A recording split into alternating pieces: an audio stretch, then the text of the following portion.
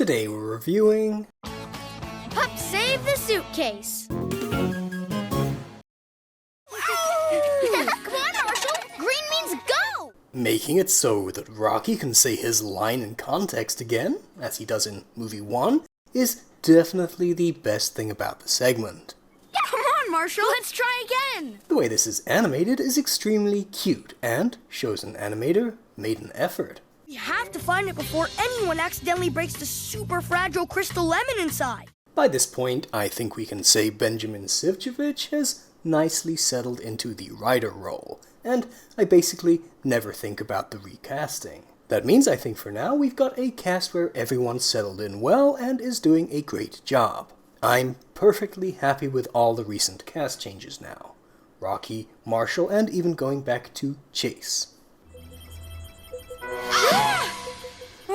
Unnecessary and slightly random jump scare, but Chase did make a very adorable and silly wah noise. Also, the slightly contrived not recognizing Danny's distinctive boots thing, that's fine. Easily overlooked. Construction foam starts nice and squishy. Well, it absolutely cannot be denied that PowerPoint Marshall is as cute as can be. But the lemon is still falling! Sky looks just fine here, too. Ah, the Adventure Bay Express. More beautiful in person. Yeah, it tracks that Mr. Carter would be into trains. And it's good that he at least has enough of an established personality now that this can be totally right for him. Even if that personality is just being a kinda dull, bookish sort of a man in a town full of flamboyant, compelling weirdos. X marks the spot and the owner.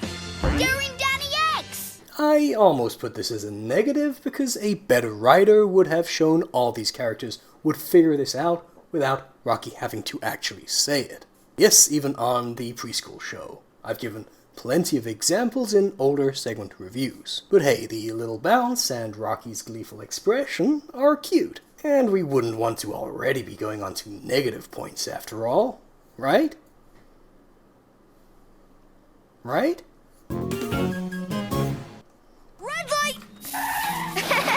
Marshall, red means stop! While I like this shallow depth of field shot, a lot of things annoy me about this Pups at Play scene. Why is it making out that Marshall is an idiot? New writer Evan Thaler Hickey certainly didn't know or care that the pups are already very familiar with the game. Ryder didn't say green light. Red light! Green light! Very, very similar beats are repeated for this segment's wipeout. Red light, Marshall! Red light! Whoa! Green light! You can't make it much clearer that these writers and everybody supervising them don't give a crap about the show. The vibe was really off in this segment, which barely felt like PAW Patrol, which is something even the bad episodes we've had these last few seasons avoided. It just didn't feel like the writer was writing for this show at all. Like he skimmed the show Bible, jotted down catchphrase, green means go, and started writing. Guess I need to work on my timing. Wait, timing?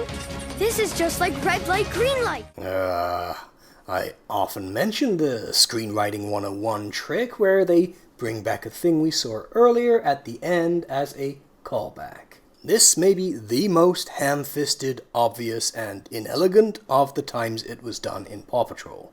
I kinda respect the effort of at least doing something approaching clever, but in this case I'd rather it not be done at all when it's so forced and bland.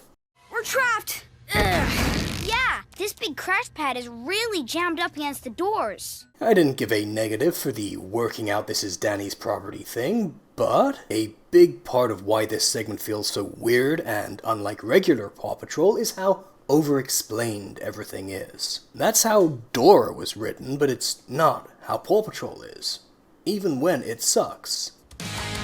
Danny's at his most annoying this segment. And it's kind of funny that his head is so big that he can't do this move with his hands above his head because his head would hit the platform first. Whoa! Careful! Careful! You know, Lizzie, this wouldn't be an issue if you'd be less obnoxious and took off your roller skates when, like, on a train platform. Wearing them doesn't give you a personality, and you haven't even managed to reach Mr. Carter's level, i.e. being a boring dude, but that at least being an established and distinct identity. This has been in my family for over 100 years. I can buy this thing existing. It kinda reminds me of the jadeite cabbage in Taipei. But it's kinda annoying to see flanderization in action, and with such a new character too. What do I mean? Well, up until now, Lizzie's just run the lemonade stand.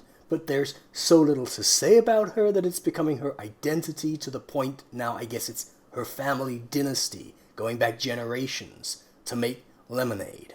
Without his crash pad, Danny could break a lot more than my crystal lemon. Come on, Pups. What the? Call him. Call him now. It is. That's why I'm being so careful with it. Courtney Gilmore's performance this segment seemed weird, stilted, and kinda detached, to the extent I checked if she already had a new VA, since I never had that impression before. She sounds like she's just checked out and doesn't care. Look. Stunt jumps? Who could that belong to? Alright, I found my bag! Mr. Carter just walking to the train carriage while reading, and them both falling in a way that looks like it should probably require medical attention for potential head trauma, though they give Danny a crazy strong neck to avoid it looking that way. Just reminds that this scene with no pups and not even very likable humans has gone on at length by this point. Hey! I'm not comfortable that Chase can just tap into a security camera and see playback with zero permission. This is the sole reason his spy version was chosen, and it's conflating secret agent and police officer far more deviously than the show ever has before. Commentators have pointed to him using his sirens for personal gain as abuse of power. They're gonna have a field day with this. This lock is a real challenge to open. Good thing I love a challenge. Rocky inexplicably getting a southern twang is fine, but I wish they'd taken a few minutes to model little lockpick attachments. Of course, whirring that hex socket attachment you like to call your ratchet around the outside of a lock isn't helping. I'm also ambivalent about whether that's something Rocky would say. It's a bit off, but I think I'd be fine with it in a segment where nothing else felt weird. Out of this cannon, I can pop out a giant crash pad! Did we really need the twinkly sound for Danny shaking his butt? Hey, Lizzie, how was your trip? How long does this train just wait around for? Good thing this pillow was here for a soft landing, Rocky.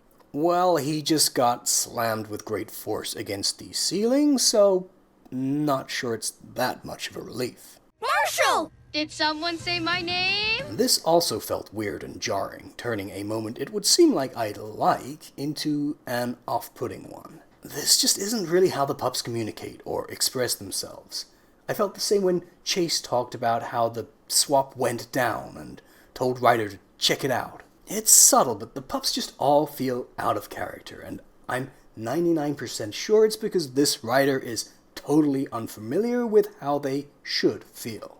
How am I gonna do that? Yeah, I'm kind of figuring it out through writing this review, but this is why the vibes are so off. This just isn't the way Marshall talks to Ryder. I don't believe I've ever thought my very favorite pup in all the world had just the most punchable face. But here we are. This just isn't Marshall, and the problem is there to a lesser extent for all the others too. It's all just so off, so totally off. To save the crystal lemon, you'll need to get the timing just right. So contrived and artificial. The tail is wagging the dog. The idea for a callback is dictating what happens in the story, even if it has to contort itself into a pretzel to get there. Whenever life gives you lemons... Yeah, we've done this bit before as well. When life gives you lemons. Can we drink our lemonades now? Green light. These faces are inordinately cute, but do you see how the dialogue and characterization suffers to make something happen? Why were they waiting? Who did Chase need permission from? And why was it Marshall who gave it? They wanted the callback again, even if it wasn't actually in a setting that made a whole lot of sense. Come on, Marshall. Let's try again. Just those 3 words for Rubble and absolutely none for Zuma. Oh, and also, squirrels aren't impossible to resist chasing here, but that's more a Rubble and crew thing anyway. I got really bad vibes from this segment, and I wasn't actually super clear about why upon initial viewing. It wasn't annoying and clearly conceptually repugnant like Humdinger as a s'more or as an alien's pet cat, but something made me dislike it just as much. The reason was more fundamental and intrinsic. These just were totally different characters than my pups in a totally different world and only superficially resembled them. And honestly, I'd rather the pups I love in a bad segment than these strangers in a decent one. Bad fanfic vibes. Overall, 2.5 out of 10. Some nice tiny moments, and the animators cooked here and there, but I don't know who I was watching these last 11 minutes. It wasn't the pups I adore. Alright, let me know if you felt the same, or if everything felt totally on point to you and you think I'm crazy. Click here to see my review of the sister segments to this one, or to see me purposely make some pups act completely out of character, why not check out my fan animation here. That's all for today though, and I'll see you guys again next time.